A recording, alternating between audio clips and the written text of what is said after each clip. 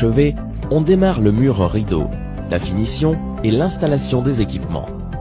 On travaille en même temps sur les périphériques pour achever le montage de la structure métallique du toit des zones A, B, C, D du socle et décaler la réalisation de la zone E proche de la tour afin de maintenir un couloir de transport des matériaux, ouvriers et matériels vers la tour.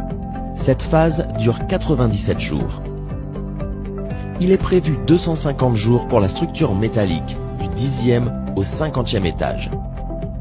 Le système du coffrage grimpant est démonté après la fin de l'exécution du noyau.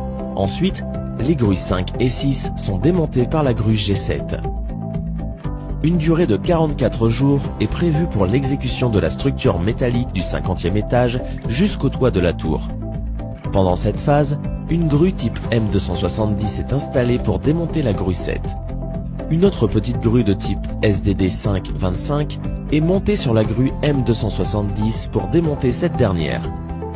Par la suite, les travaux sur le toit et le mur rideau extérieur sont achevés et la grue SDD 525 est démontée manuellement. 103 jours après l'achèvement de la structure métallique de la tour, les ascenseurs provisoires d'exécution MC1 et MC2 sont démontés et un ascenseur définitif est utilisé pour terminer les travaux de finition restants. Le montage des murs rideaux restants au droit des fixations des ascenseurs provisoires est achevé 35 jours après démontage de ces derniers. Après l'achèvement de murs rideaux, la structure de podium E sera terminée en 25 jours et la finition sera entamée entièrement. Il est prévu de terminer la finition, l'installation des équipements et les travaux extérieurs dans un délai de 275 jours en vue de l'achèvement global du projet.